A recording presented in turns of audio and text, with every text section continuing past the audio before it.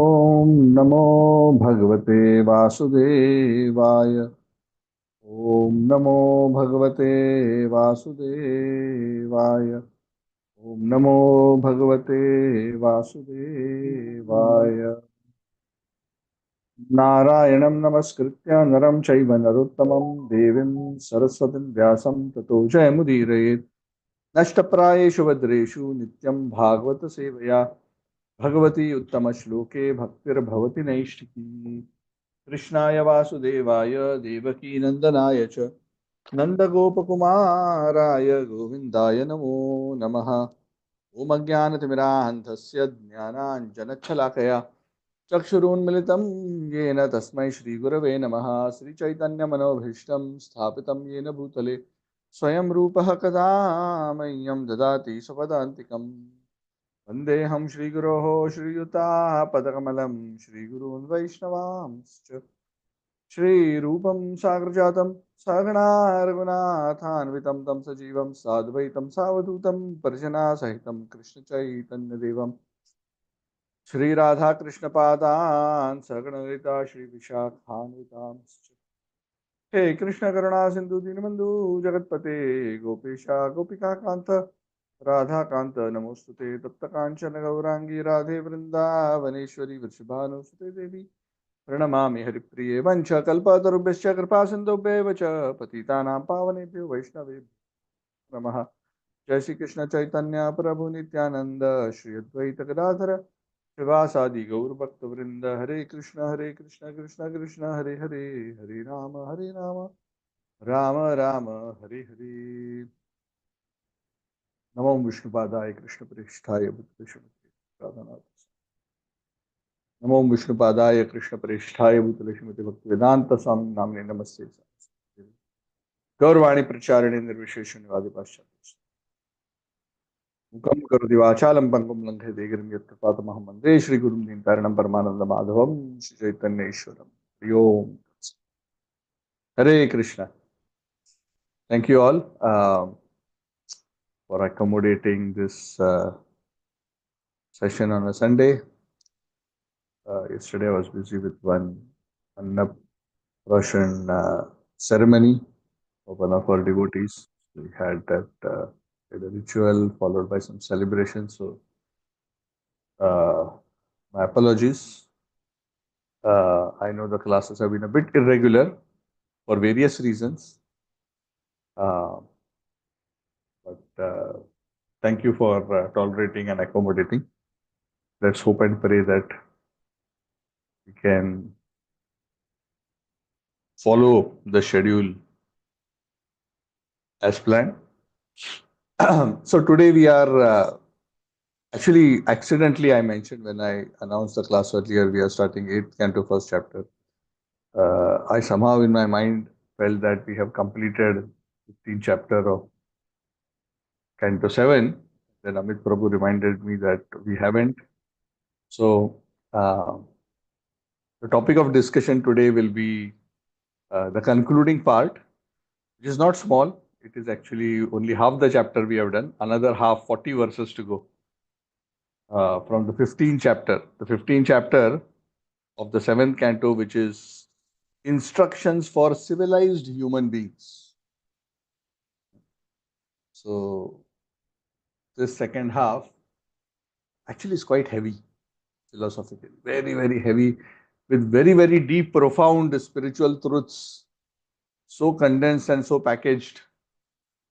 Uh, I don't know how I'm going to properly explain them, especially for us conditioned souls who have not fully realized the supreme truth. It's always very difficult to convey through words an accurate understanding, but we will try as far as possible based on the purports and the explanations given by the acharyas and other devotees in a simplified manner. I will attempt, hopefully by Guru and Krishna's blessings, uh, I do not make a mistake. It's also an offense to misrepresent and misinterpret Shastra. So one has to be a bit careful when one comments or explains the Shastras that one doesn't misinterpret and incur the offense of misrepresenting the Lord. So that's why we always, for any class for that matter, we always pray for spiritual intelligence to the spiritual masters and the Lord, so that they may empower us to speak in a way that we can represent Vyasa, the original compiler of the Vedas. That's why whoever speaks Shastra is said to be sitting on the seat of Vyasa, on the Vyasa asana. That's why they are expected to represent Vyasa in terms of representing the truth properly. So, this particular chapter uh, is a continuation of the discussion of Grihastha Dharma. Beautiful conversation between Narad Muni and Yudhishthir Maharaj on Varnashram. And the concluding two chapters are dedicated to Grihastha Ashram. And this specific chapter is dedicated to how civilized human beings can attain perfection. Now, this word civilized itself is so misunderstood in today's time. When people say civilized, hear the word civilized, people think of civilized means must be wearing, shirt and tie and suit and, uh, very tip top and, uh, carrying a laptop and, eating in a restaurant with fork and knife. That's the image that people get when we talk about civilized world. And unfortunately, for the last so many decades, that's the impression that has been created in the world. Because we are in Kali Yuga, there is so much misunderstanding of what civilized means. Advancement in material enjoyment is considered civilization. That's not what the scriptures mean when they say civilized. Civilized means Arya. The simple definition of Arya, Srila Prabhupada very nicely explains in the Bhagavad Gita, is he who knows the progressive value of the human form of life. Which basically means the person who knows that the human form of life is meant for a purpose which is higher than simply taking care of the body and bodily enjoyments. Who know that there is a transcendent spiritual goal which is related to realizing the self and realizing the supreme. That is a civilized life. And this chapter is focused on how living entities who are already civilized, which means they know this is the goal of life, how they have to orient and organize their life, with what understanding, with what attitude, so that they make tangible progress and actually attain the goal of life. Narad Muni is sharing such profound insights. So there is a philosophical discussion first, and the last part of this particular chapter is where Narad Muni beautifully summarizes his own previous experience in his previous life. Actually, not just the immediate previous life, but 2 lives previous, which was in another Kalpa, another Mahakalpa, where he had a very interesting experience. We'll discuss about that as we progress through the chapter. So I'm not going to hint at much now. So as we continue our discussion on this particular chapter, Narad Muni emphasizes, we're starting from verse 40, that this human form of life is for understanding the self and the supreme. Because both the self and the supreme are transcendental. They are transcendent to this ever-changing material world. And if the living entity is able to truly understand his own spiritual nature through advancement in spiritual knowledge, and also understand the Lord, understanding the Lord also means understanding one's relationship with the Lord. One cannot fully fathom the Lord. One can qualitatively understand the Lord. One cannot quantitatively understand. The maximum realization a jiva can go up to is to understand the Lord qualitatively, to develop his relationship with the Lord, and to experience a transcendental rasa in connection with the Lord. It is not possible for a living entity to drink the ocean that the Lord is. So that is a impossible pursuit. And for such a person who has understood the self and understood the Lord, why would such a person, even though he's embodied, even though he's currently in the material world, what would be his interest in, why would he ever be greedy and lusty, to maintain his body for sense enjoyment? Because he's already realized. He has already realized the illusion of material existence. He'll never be interested. And then Narad Muni gives a beautiful example, which is a very common example given in the Shastras, explained slightly differently. Uh, but without going into too much detail, because we have a lot to cover, he gives the example of how this material body is compared to a chariot.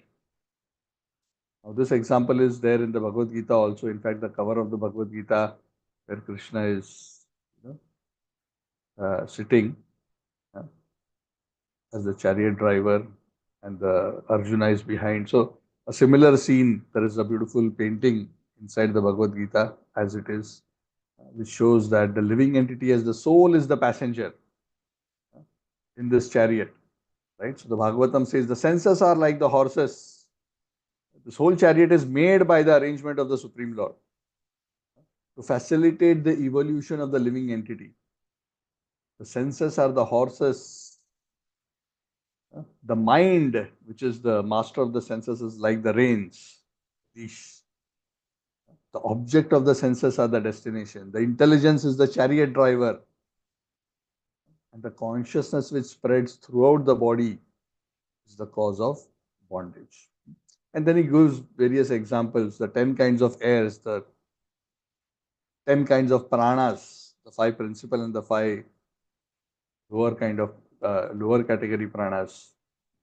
They are compared to the spokes on the wheel of the chariot. And so many other examples are given. So I don't want to spend too much time, otherwise we'll not complete the chapter. But the key point is,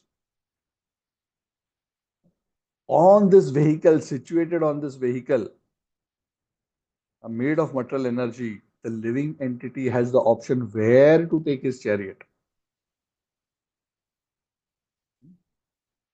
The living entity who is in the bodily concept of life, who is the embodied being in this material world, he is the owner of this chariot, or at least in his consciousness, he has the ego that he is the owner. What is his actual objective of this living entity, especially if he wants to achieve the real goal of life? He has to use Omkar, Pranava, the name of the Lord, as the bow, and string on it the arrow of his own spiritual self and dispatch that arrow using the bow of the Vedic Pranava, Om, reach the lotus feet of the Lord.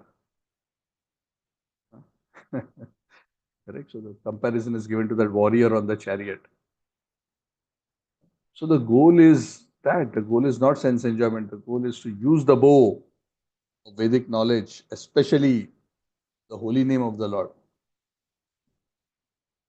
The name of the Lord and Omkar. Om is also Om iti ekaksharam Brahma. Om also represents the supreme truth fully. Prabhupada says Om and Hare Krishna are not different. But because we are attracted to the personal form of the Lord, the devotees are more inclined to chant the personal names of the Lord. Om and Krishna are not different.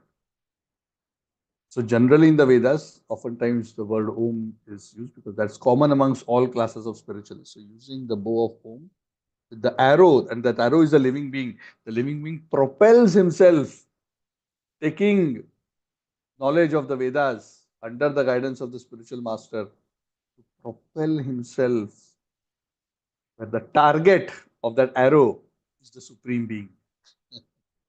Very wonderful example. But if one doesn't do that, then one will remain conditioned in this material world where the chariot This body will go here and there, driven by different conceptions of life that the living entity has, correct? We are all driven by so many different conceptions of life. 99.9999 conceptions of all living entities are not aligned with the actual true conception that I am the spirit, soul, part and parcel of the life. So the consciousness of the conditioned living being is always polluted, sometimes by Rajogun, Tamogun. Rarely they are even in Sattvagun. And Rajogun, Tamogun typically means what? Attachment, anger, lust, lamentation, illusion, fear, madness, criticism of others, insults, deception, envy, so many things. Bewilderment, hunger, sleep, all these are symptoms of a bewildered consciousness. And these are all our enemies. Our means the enemies of the self-realization. And even the mode of goodness, when it doesn't help one to come to the platform of pure goodness, can also be a trap. So one should be very, very careful when situated on this chariot, that one seeks proper guidance from one's superiors, holds the lotus feet of the Guru and his superiors, his Guru and the Parampara, and by their blessings and mercy sharpen the sword of knowledge. Correct? Even in the Bhagavad Gita, Krishna says to Arjuna,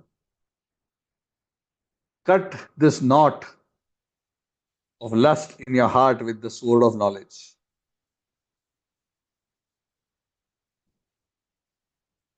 So by the blessings of Guru and Krishna, Guru Krishna Prasade Pai Bhakti.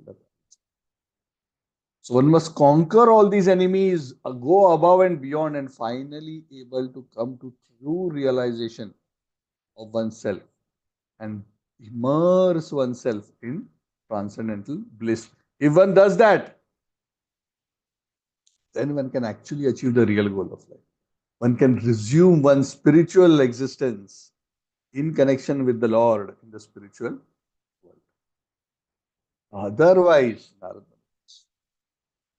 if one doesn't, one situated on the chariot of the body, doesn't use his body under the guidance of Guru and Krishna to achieve that supreme destination, then because of the deluded conceptions of life, driven by materialistic demand of the senses and the mind and the polluted intelligence which is propelling one towards various kind of material enjoyments, the chariot, rather than being propelled by the bow of transcendental knowledge, the chariot drags one's mind and senses, drags one different paths of trying to enjoy matter hopelessly, life after life after life, attracted by the rogues, the robbers of Vishaya, who promise happiness but actually deliver only misery. Continuously, ahara nidra bhayamaitunamcha, from life to life to life, eating, sleeping, mating, and defending. Eventually, one is cast into the blind well of material existence. Punarapi jananam, punarapi maranam, punarapi janani, jatare shayanam. That is why it is very important. Essentially, what Narad Muni is telling is one who is really serious, the civilized human being. The uncivilized human being is on the chariot, he allows the chariot to be driven by his materialistic conceptions here and there. But one who is serious, what does he do? Acharyavan Purusho Veda. Take shelter of an Acharya who will teach him Vedic knowledge. And then he understands things as they are. Maya Mugdha Jivera Nahi Swatah Krishna Jnyan Jivera Karane Krishna Kailo Vedapur. This is on the Chaitanya Charitamrita, not quoted here. But Krishna, in the Chaitanya Charitamrita, Krishna says that the bewildered living entity doesn't know who he is. He's so bewildered. He needs the Guru from outside to come and teach scriptures which are given by Krishna to make him understand what his situation is.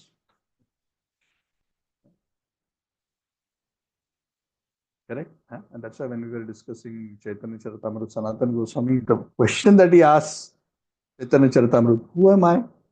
I don't know. Why am I suffering? I am trying to be happy since time immemorial. I'm not able to actually become happy. I try to become happy, but I get misery. What is the problem? I'm not able to figure out.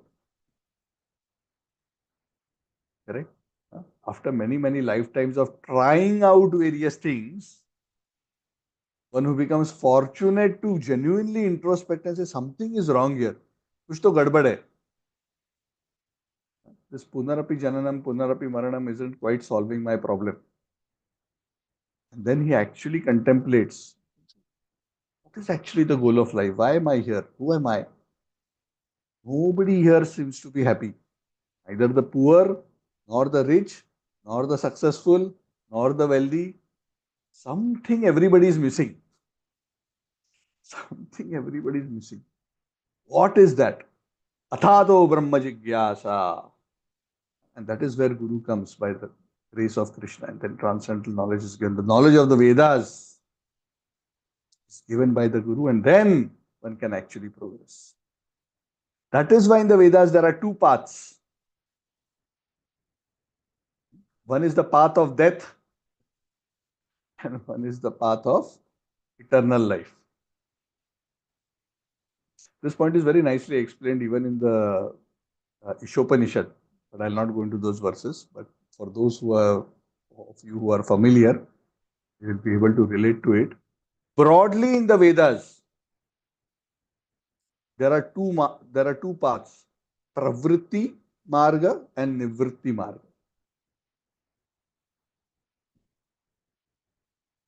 Pravritti Marga, Pravritti means external engagement. The path of elevating oneself from a lower material condition to a higher material condition. Basically, the path of improving the quality of one's material life, even in a good way. We're not talking here about sinful life. We're talking here about religiously, through dharmic means, improving the quality. Whereas Nivritti Marg is the mark of detachment. One is to indulge more to enjoy matter, and the other is to withdraw from materialistic enjoyment and seek higher spiritual pleasure. Through Pravritti Marga,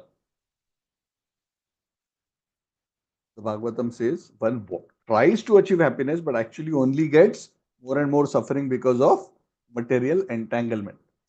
Even though one may perform pious activities, but it is the Nivritti Marga which actually purifies the soul, undoes the entanglement of the knots of material attachment in the heart, and makes one eventually able to enjoy and taste eternal blissful life, the spiritual life. Those who are in the Pravritti mark may be very religious. They may even externally have faith in the Vedas, but ultimately their objective is how to improve the quality of my material life. So they may even perform various sacrifices. They may perform with faith, Agnihotra, Darsha Yajna, Purnamasa Yajna, Chaturmasa Yajna, Pashu Yajna, Som Yajna, all kinds of sacrifices, put ghee, put grains, put fruits, and so many things into the fire, all with a desire that let my material desires be fulfilled. They may even build nice temples for devatas. They may do pious activities, build reservoirs, give in charity, do activities for public welfare. But ultimately, what their conception is, I want to do good so that good will happen to me. I still want to enjoy in this body. So, yes, definitely through all these activities, one will get the fruit as the Vedas promise. The fruit being elevation to higher planets, uh, get the results of that punya even in this life or in the next life. But nonetheless, one will continue to suffer in the cycle of birth, old age, disease, and death. Because even when one performs all these punya karmas, what happens? Through those punyas, eventually one achieves higher planets, huh? Like the Chandraloka. And even if one goes to Chandraloka, one enjoys there for some time. And then Shine Punne Martyalokam Vishanti, the Bhagavad Gita says. Once the enjoyment of your punyas is over, just like in a hotel, as long as you can pay the rental of the room, they'll keep you. Otherwise, they'll call you from the reception desk. Sir, checkout time is come. Either you come down or we will bring your luggage down.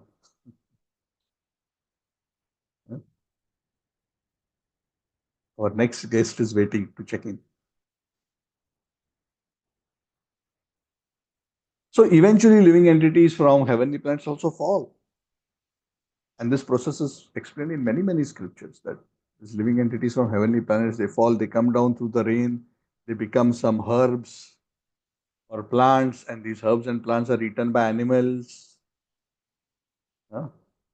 or men. And then through the body of men, if men have eaten the plants, uh,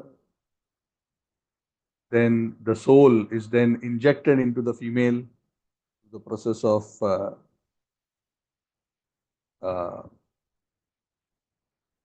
union, and in that way the soul is planted again into the womb of another mother and again takes birth.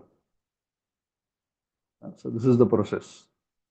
From heaven, one comes, usually typically attaches oneself to a plant or a grain and is eaten by a man and then impregnated into a Punarapi Jananam, Punarapi Marana. Again have to start earning punya. Yajnas, do this, do this. Again go through birth, old age, disease, death. Again go through Adi Devik, Adi Bhautik, Adhyatmik. From pampers to again pampers. It's not that our pamper time has ended. And we think, I'm done. No more pamper, no more school, no more college. All this may be done for this life. It's not the end. Punarapi Jananam, Punarapi. Again and again. So Pravrutti Marg is what this is about. The cycle will just continue. Earn, spend. And samsara means birth, old age, disease, death. Adi Bhautik, Adi Devik, Adhyatmik. So don't, if you really want, as a civilized human being, your real benefit, don't go towards the Pravrutti Marga.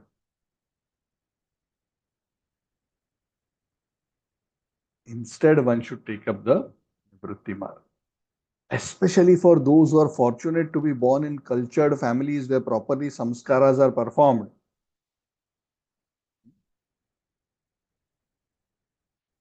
And one properly cultivates spiritual knowledge and learns from the spiritual master in due course, a qualified person like this, eventually when he follows the Vedic system properly, is expected to come to the realization that, oh God, finally figured out, I was doing it all wrong. Eventually, he becomes uninterested in materialistic activities, even in the activities of ritualistic sacrifices and other punya karma, because he clearly understands this is just a trap. Of course, it is better to do punya than to do papa, because then one will suffer more. But punya by itself and religious ceremonies by themselves, which are motivated by material enjoyment, will not lead to lasting, eternal happiness. Will not realize in self-realization, no matter how many yajnas or pujas one performs, with a fruitive mentality. One has to become disinterested in this kind of a materialistic pursuit, cultivate spiritual knowledge, and then actually develop one's connection with the Supreme, leading to self-realization and God realization. And in that way, a lot of technical terms are described and technical processes are described, but I'm trying to simplify this for you. Essentially, as one advances in spiritual knowledge, one has to remove, peel, uncover one's real identity layer by layer. Slowly, like peeling an onion. I don't know how many of you have peeled an onion. And now maybe many of you don't eat, but those who have, so I think would be practically all of us. When you peel an onion, one layer comes out, but inside there's another onion. When you peel that layer, then inside there's another onion. Your eyes will water, but the peeling doesn't stop. Similarly, the real self is covered by so many layers. Sometimes we, not only the gross layers, which is earth, water, air, fire, ether. There are the five koshas, Annamaya, Pranamaya, Manomaya, Jnanamaya, Vijnanamaya, Anandamaya. That is one way. Or another way to look at it is gross, subtle, eventually causal, Karana. Sthula, Sukshma, Karana Shariras. All coverings of the soul. All these identities have to be shed slowly, slowly through the process of directing sacrifice to the Lord of sacrifice. If sacrifices are performed with the goal of enjoying for oneself, they will result only in punya and one will remain trapped. The problem is not in the sacrifice. The problem is what is the motivation for the sacrifice? Who is the sacrifice is dedicated for? If the sacrifice is dedicated for one's enjoyment, then it will be a long, slow process of purification before one actually comes to the point of being disinterested. But if one acts in a way so as to please the Lord, then slowly these layers will become peeled. And eventually, when the final layer, the causal body, the Karana Sharira, which is holding the false ego and everything else together, is released, is dissolved, the Jiva gives up all identification with the material existence and he attains the pure state. Sat Chit Ananda. And in that state, he can clearly see himself, he can clearly see the Supreme Soul, and he attains the transcendental realm. That path of the peeling of these layers of false identity and throwing them away and eventually revealing one's own identity is known as Devayana. So just like there are, we say, Pravritti Marg and Nivritti Marg, another way to look at it is Pitriyana and Devayana. Pitriyana means the path going towards the Pitriloka, which is the path of going to the higher planets, and Devayana going to the taking the path of the Suras. Devayana doesn't here refer to attaining the heavenly planets. Devayana here refers to taking the path of those who are devoted to the Lord. On the path of Devayan, which as one's layers are peeled more and more and more, eventually one comes to the point of from higher and higher and higher planets, one comes to the point of reaching Brahmalok. And at Brahmalok, even the small causal body, whatever is remaining, is dissolved and one attains the Supreme Lord. Then one no longer has to come back to this material world. Yad gatvana nivartante tad dhamam paramam mama. So one who is even in this world, in this body, even when he's learning Shastra, even when he's learning spirituality, he has to be clear in his understanding of these two paths. The Triyan and the Devayan, which are essentially Pravritti Marg and Nivritti Marg. One must be careful. Otherwise, one may be religious, but not spiritual. There's no problem in being religious as long as religiosity is not aimed at one's own enjoyment.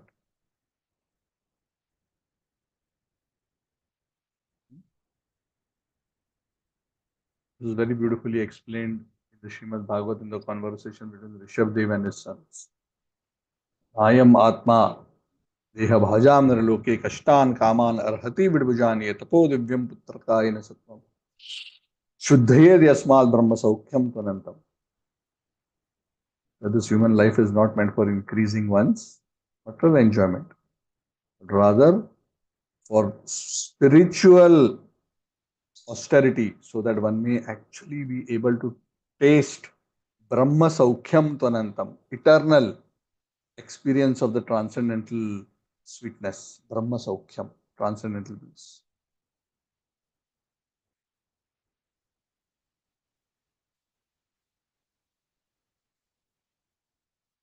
So one should be careful to make sure that one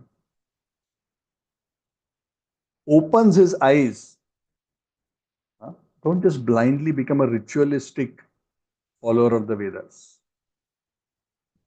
The same, the same concept has been echoed very strongly by Lord Krishna in the third chapter of the Bhagavad Gita. Sorry, even in the second and third both, second also. I don't have time to go and quote all those verses. You can refer and you will know which verses I'm talking about. So one who understands that spiritualist who really understands that ultimately it is the Lord who is the enjoyer.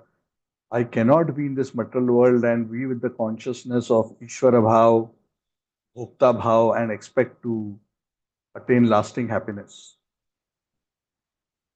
That the Lord, everything belongs to the Lord, everything is of the Lord and for Him, including myself. So He is the one who understands things as they are.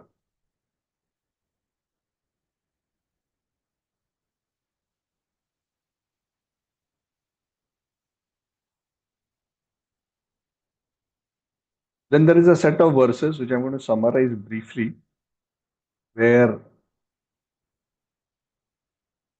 the temporary nature of the material world is explained. And I'm just going to summarize it very briefly, even though there are quite a few philosophical arguments. Essentially, the point that Narad Muni tries to explain to Yudhishthira Maharaj is that this material world is actually a reflection of the spiritual world. The material world is temporary, but not false. Sometimes personalists think of the material world as false, that it doesn't exist actually. They take the approach of what is known as the Vivartavada. But the real understanding is no, not that the world is imaginary, the world is real, but the way we understand the world is wrong. It is not that when we say that a person looks at a rope and thinks he's a snake. Yes, one may wrongly think of the rope as a snake, but that doesn't mean that the snake doesn't exist. Thinking the rope as a snake is wrong. But the fact that you thought that there is a snake means that there is a snake somewhere else. That there is a real snake which exists. This argument Prabhupada has made quite a few times in various places. I'm just going through this quickly.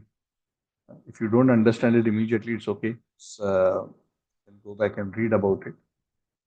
But the key point, what Prabhupada is trying to make is that material world is illusory and temporary, but there is a real existence in the spiritual realm, which is of the nature of Sat, Chit, and Ananda. But ultimately, the jiva has to understand that all existence is nothing but a manifestation of the Lord and His energies. So when one sees things which are disconnected from the Lord, or thinks that there is an existence which is independent of the Lord, there is no existence independent of the Lord. In one sense, everything is the Lord. Not to say that, this phone is God, or the book is God, not like that. But there exists nothing but the Lord, because there is the Lord and His energy. The Lord and the energy are both simultaneously one and different. And everything that is manifested is manifestation of His energy. That's why everything is within Him and He is within everything. So there is nothing outside of Him. And to see something outside of Him, to see that duality is itself illusion. So this is a very subtle but a very profound point in terms of spiritual realization. So these things cannot just be understood and appreciated simply by reading. It requires a lot of contemplation and purification to be even to intellectually understand what is being spoken. So do peacefully reflect on, when you read it slowly, reflect on what is being said. These are very important understandings to discern properly what is the nature of reality. That how, while everything is There is nothing beyond God. It doesn't mean that everything is God. And that is the achintya, bheda, abheda tattva.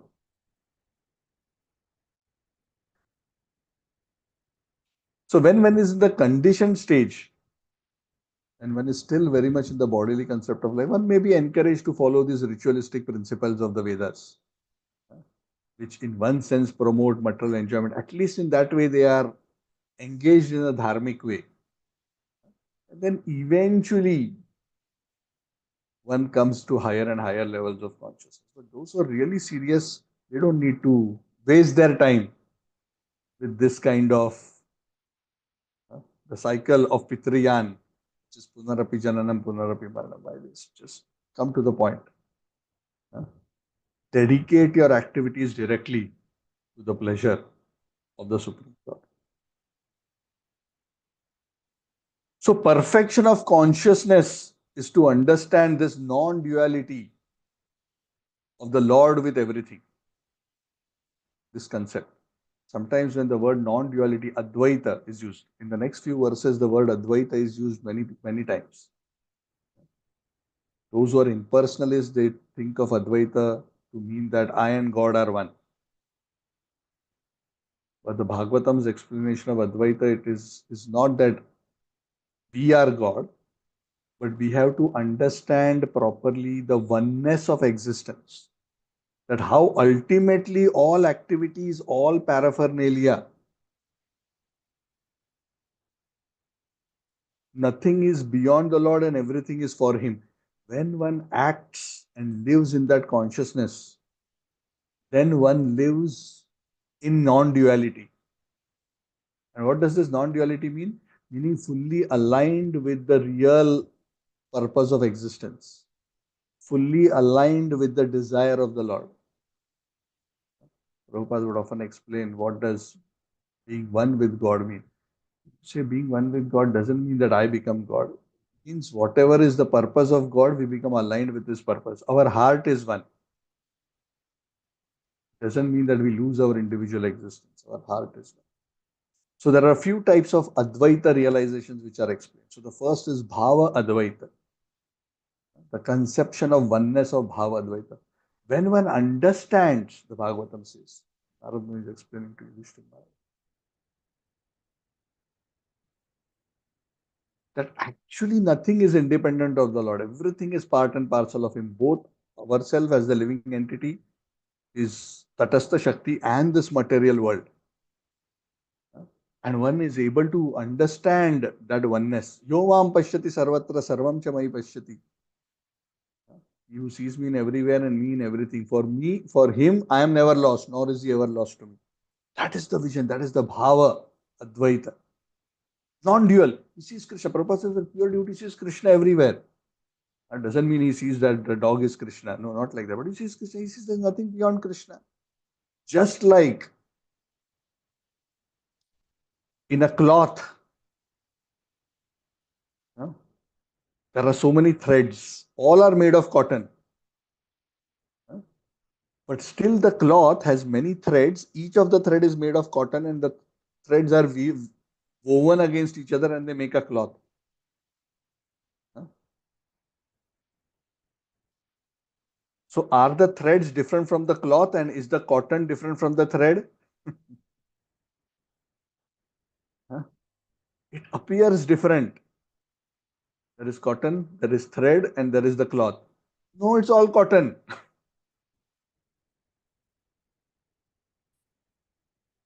So even though there is so much variation, in the ultimate analysis, it is the Lord and His various energies and the combination of various energies which is manifesting this. Nothing outside of Bhavatvaita. Then there is Kriya Advaita, the non-duality, the perfection of non-duality of action.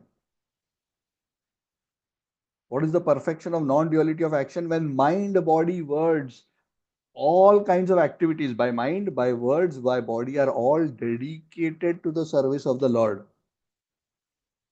and not for sense enjoyment. That is Kriya Advaita. Kayena vacha manasendriyarva buddhyatmana va स्वभावात् करोमि यद्यत् सकलं परस्मै नारायणायति समर्पयामि. Correct? I mean, that is the, when everything is dedicated, my mind, my words, my words. Because when one understands Bhavadvaita, Kriya Advaita automatically follows. It is a natural consequence. If you can see everything connected to the Lord and you understand you are part and parcel, what is the natural outcome? What is the corollary? Everything is meant for Him. One automatically graduates to Kriya Advaita. And also along with Kriya Advaita comes Dravya Advaita, or oneness of interest. That one's interest becomes same as the interest of the Lord.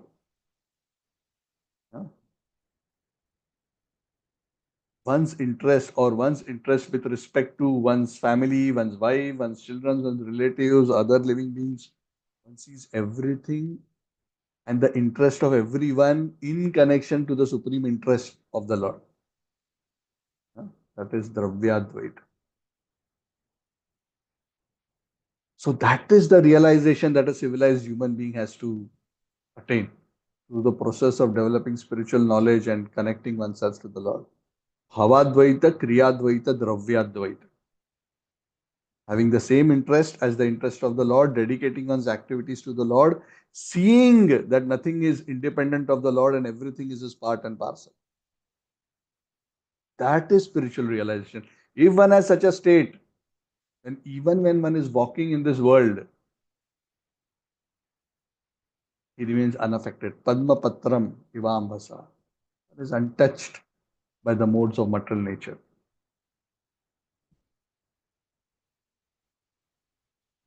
So having explained this very, very high philosophy, this is the Achintya Bheda Abheda. There is oneness, but still there is differentiation. Just like the cloth, the cotton, the threads, and the cloth. There is same, but yet it is manifested differently. That subtlety has to be understood.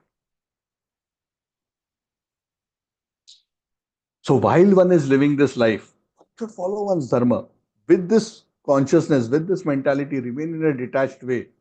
Perform his prescribed duty. If you're born in a particular varna, particular ashram, just follow that duties based on the system that the Lord has created.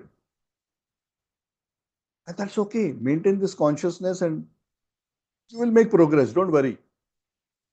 Just be careful you don't do adharmic activities. Then you will be progressive towards the ultimate goal.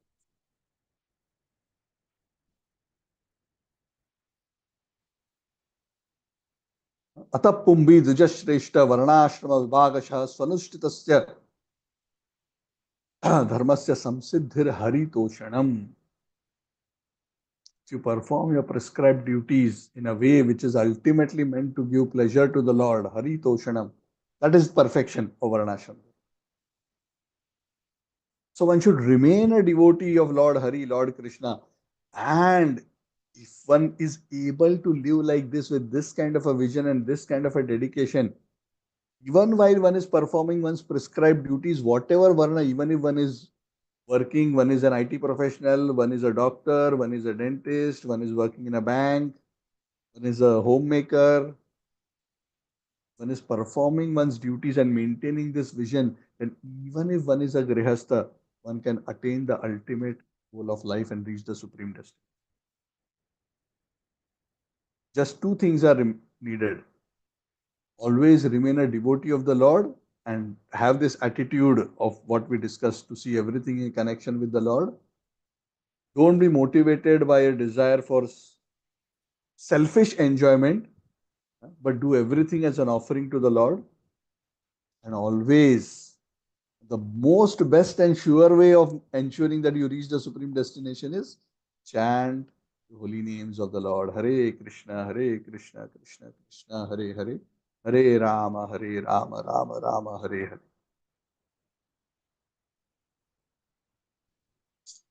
So having described this very nicely, very summarily, when Narad Muni starts glorifying Yudhishthir Maharaj, I have explained all this to you, but you yourself are so great, Yudhishthir Maharaj. You are so fortunate. You are doing so much service to the Lord. You are yourself an embodiment of the person that I'm trying to describe right now. What to speak of other people? You are higher than what I described because you are personally associated with the Lord. You are personally serving the Lord. The Lord is coming and going in your home, huh? Calling out to you. You are calling out to Him. Huh? You are also fortunate. And because of your association and surrender to the Lord, you overcame all your enemies. Huh? And now you are doing this wonderful Ashwamedha sacrifice. Correct? That is the context, right, of this whole conversation. Shishupal has been killed and Narad Muni and Yudhishthira are having a conversation in the Rajasuya. This before war. By His grace, may you be delivered from material involvement. This is the blessing Narad Muni used. Then Narad Muni, because he's just explained Pravritti Marg and Nivritti Marg and the supreme perfection, Narad Muni then starts giving his own example of how he was trapped at one time in Pravritti Marg and then how he became fortunate to come to Nivritti Marg. Long, long ago, Narad Muni is telling story.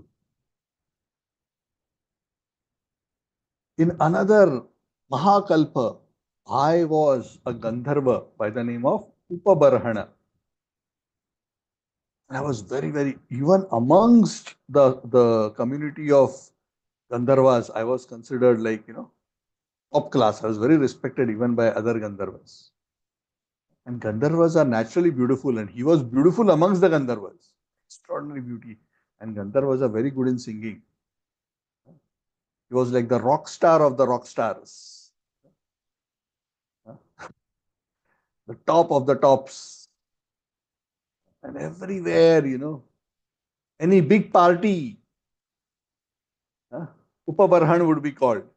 Upabarhan is Narad Muni 2 lifetimes ago. Yeah, if any party means amongst the Devatas, not earth parties, Devata parties. Yes, whom do you want? Let's get Upabarhan. He sings so well, we can all have a good time. And he was always surrounded by beautiful girls, like a rock star is. Everyone will come and see, oh, see Upabarhan. Okay, let's go. He's singing. So, he was that kind of a figure, having a high flying life, a hero surrounded by beautiful young girls. I think you get the gist of what I'm saying. So what kind of a material intoxication? When there is beauty and there is fame and there is wealth and surrounded by beautiful girls, it's a very explosive combination. Perfect for drowning in the ocean of material existence. So very, very beautiful.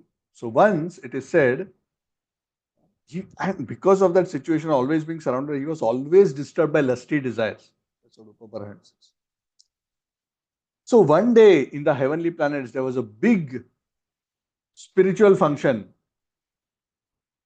where all the Gandharvas and the Apsaras were also invited by the Prajapatis. This function was organized by the Prajapati. It was a serious spiritual function, not a party.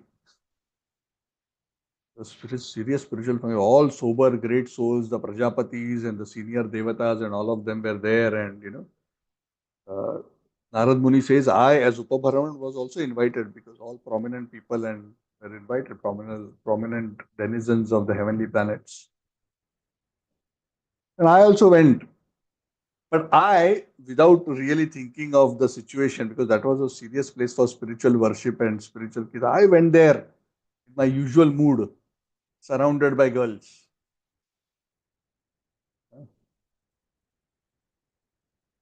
And then, because I was there, good singer, usually when you have a very good singer and there is even a katha, we'll ask the good singer, Prabhu, please you do kirtan, or Mataji, you do kirtan, you lead because you sing very nicely. So he was invited, please, you're a very popular singer, why don't you come and do some Harinam Sankirtan, chant the glories of the Lord. Because even amongst the Devatas, their favorite activity for spiritual practices, along with all the rituals, chanting the holy names of the Lord. So when Narad Muni was given the stage in his form as Upabarhana Gandharva, instead of singing glories of the Lord, because you're surrounded by so many, he started, you know, singing some romantic songs, glorifying some devatas. What songs exactly you're singing is not known, but he was glorifying some devatas instead of glorifying the Lord. And some, as I have heard from others, some uh, songs which are not actually transcendental songs. And all these Prajapatis and great elevated souls are sitting there, they were shocked. What is this guy doing? He doesn't even know where he has come and for what function. Is he so bewildered by his lusty desires that he is going on singing these kind of songs when he's actually supposed to be glorifying the Supreme Lord? Is glorifying these devatas and their beauty and their opulence. What kind of materialistic singing is this? And they were so angry that they actually cursed him. Narad Muni saying, they cursed me because you have committed this offense. May you immediately become a Shudra, devoid of all beauty. You fall down into the earth, devoid of all opulence. Because of that curse, I became the son of a maid servant. But somehow, by good fortune, I got the opportunity to engage in the service of the Bhakti Vedantas who came to my home, stayed for the Chaturmas. And by their association, I, who was so busily engaged in Pravrutti Marg, that curse turned out to be a blessing. I turned away from Pravrutti Marg and got to Nivrutti Marg.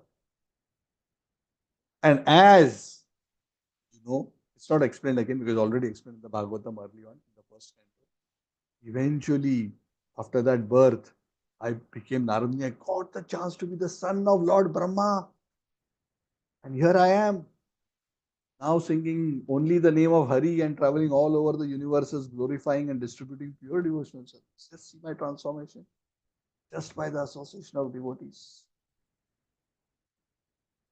How my life became totally transformed. So, please understand what I am trying to tell you, Yudhishthira Maharaj, is even if one is a Grihastha, if one becomes a devotee of the Lord, and one chants the holy name, this process of chanting of the holy name is so powerful, Yudhishthira Maharaj. This Nam Japa Nama Kirtan Dharmaste Griha Mediyor Varnitaha Papanashanaha Grihasto Yena Padam Padavijanjasa Nyasina Miyat. Even though somebody is attached to materialistic household life, Griha Medhiyaha, they can attain that supreme destination. And that is the power of the chanting of the holy names and this Bhagavad Marg that I have described to you. So, Yudhishthira Maharaj, everything that you needed to know, I have described. What is the perfection, how the ashramas and the varnas are supposed to function, especially in Grihastha ashram, how one can attain the supreme perfection, what is the consciousness with which one should live and act, everything I have described to you. And you are so wonderful. I spoke to you, but you are so wonderful. The Lord is so close to you. And He's your well-wisher, He's your mentor, He's your friend, He's your cousin. What more I can say? Who has this kind of a fortune? That Supreme Lord who is very difficult even for Lord Brahma and Lord Shiva to understand, that Lord is walking and playing amongst you. He who is worshipped by all the great sages. So you all are so fortunate. So as this conversation between Narad Muni and Yudhishthira Maharaj concluded, the conversation shifts back to Shukadev Goswami, who is narrating this conversation to Parikshit Maharaj. And he says, in this way, Narad Muni explained everything to Yudhishthira Maharaj. And Yudhishthira Maharaj was very satisfied with this explanation, which all happened in the Rajasuya Yajna assembly. And after that whole ceremony happened, and Shishupal was killed, and the path of all opposition to worship of Lord as the Agra Puja recipient in the Rajasuya Yajna was settled. And then everyone worshipped Lord Krishna with great love and affection. And Narad Muni was also worshipped by Lord Krishna. Lord Krishna is setting that example. So eventually Narad Muni went back to his own abode, and Yudhishthir Maharaj was so exuberant. The Bhagavatam mentions he was so exuberant to understand that his cousin Krishna, who is so dear to him, is the Supreme Lord. My cousin is the Supreme Lord, so wonderful. So this chapter concludes by Sukadeva Goswami telling Parikshit Maharaj that this whole universe I described to you, so many devatas across this universe, various kinds of living entities, moving, non-moving, devatas, demons, humans, all of them have descended from the daughters of Daksha, Prajapati. So I have described quite extensively this to you, and I'm concluding the chapter. So that brings us to the conclusion of chapter 15 and also to the conclusion of Canto 7. Hari Bol. Amit Prabhu is very eager to ask a question. Yes. Quick Hare hands Krishna, up. Prabhuji. Jai Ho, Amit Prabhu. So, Prabhuji, the identity of Lord Krishna being the Supreme Personality of Godhead was actually revealed to Yudhishthir even before it was revealed to Arjuna on the battlefield, it seems like, right?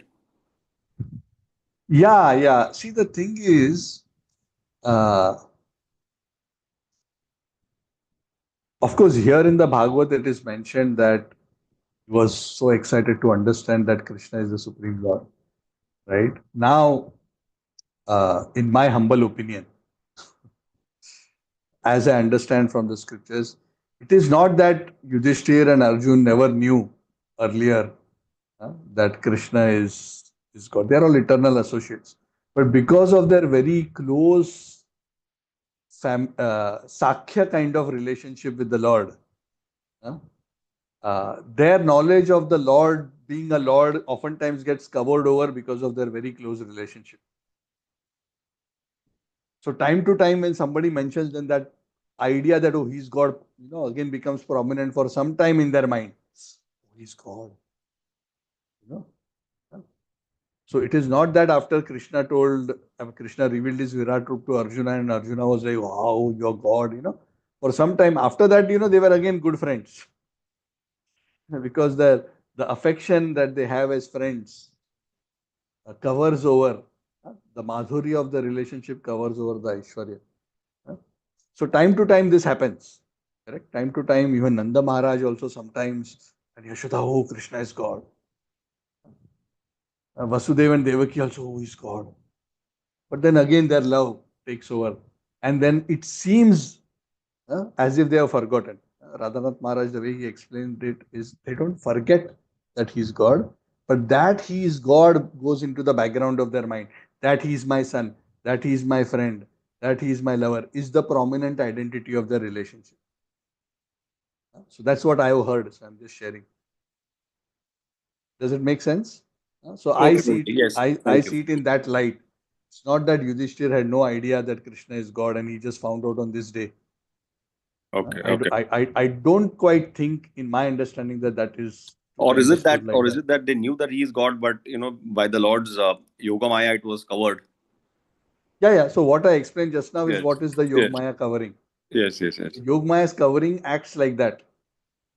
So even in the Yogmaya's covering, sometimes when that situation and circumstance comes, the idea that he is God pops up because of that situation, circumstance.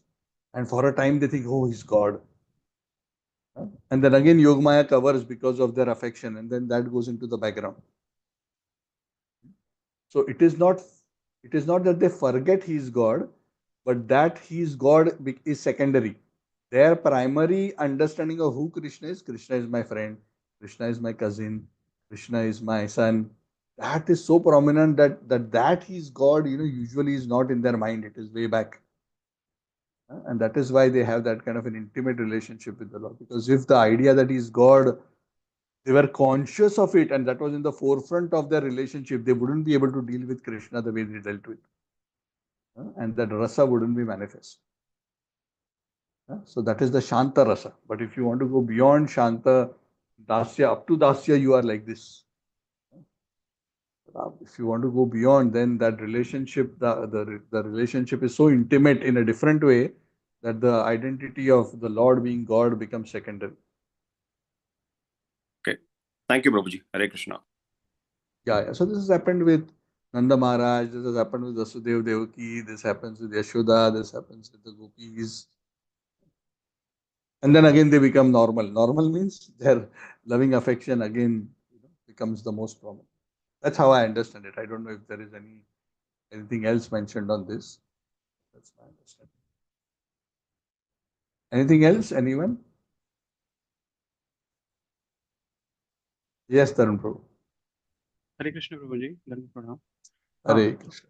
Prabhuji, I attended one class in our society last week, and it is in terms of liberation and the moksha side. And at the last moment, they basically told that the moksha is also of different types. Means the 4 and 5 types of moksha.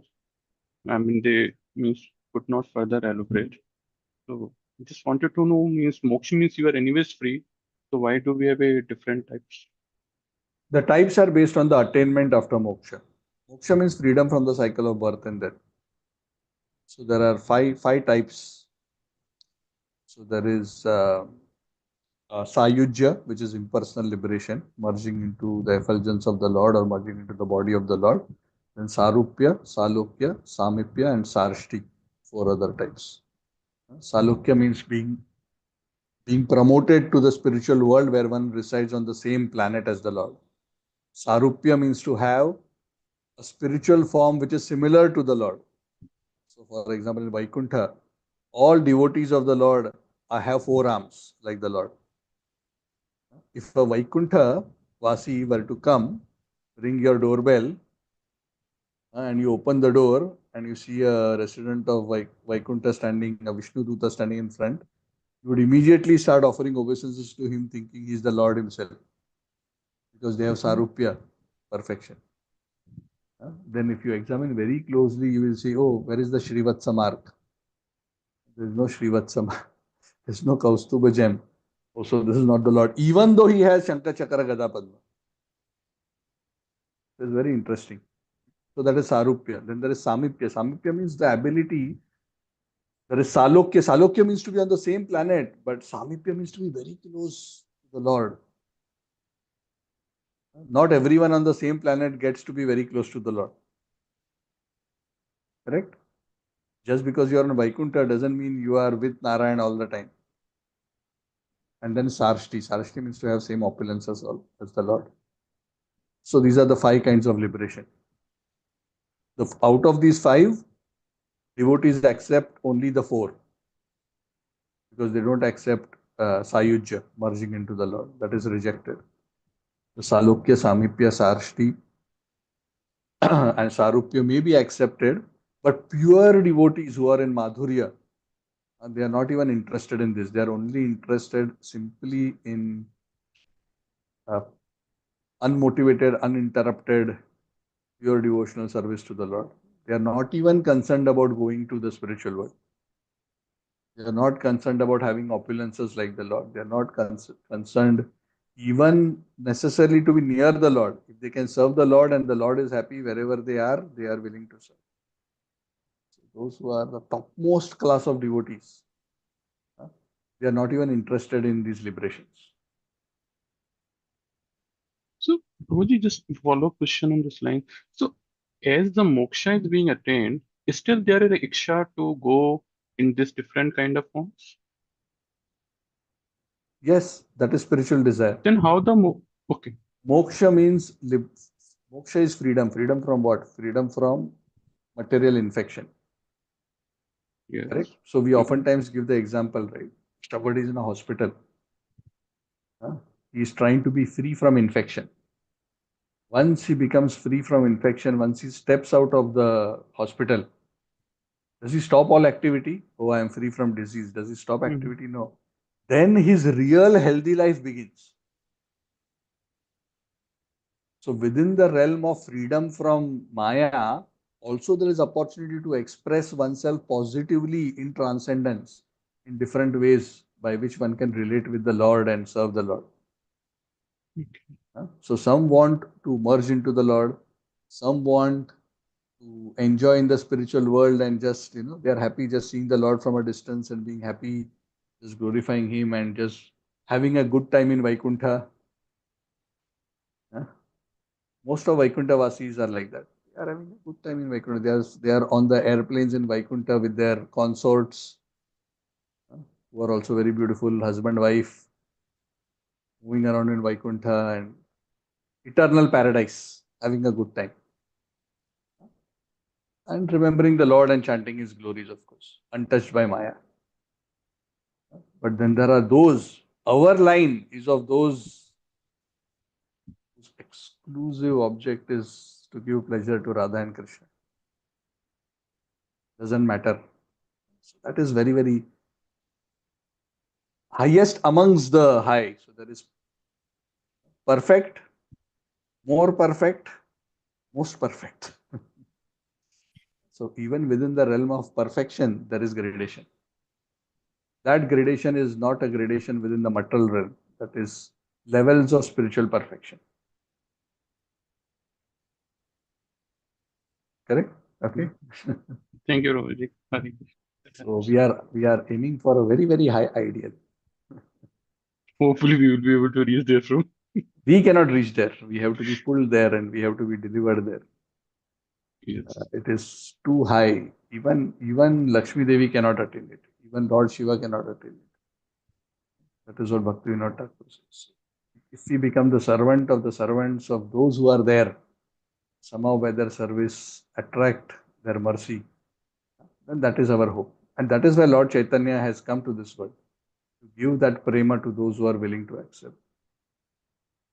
So we never think that one day we'll become so qualified that we'll go there and knock, knock, knock.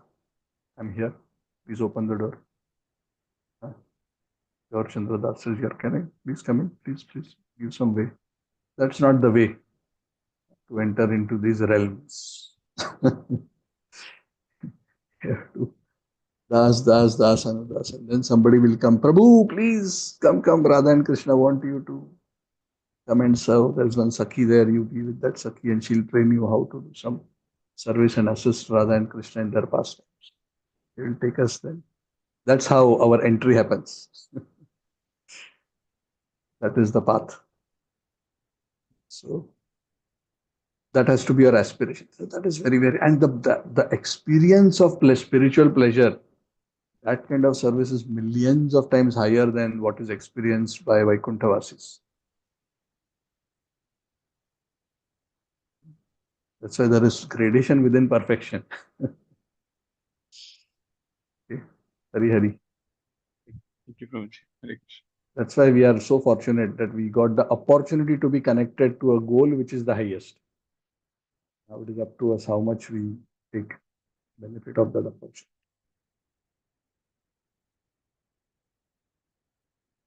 Okay, anything else?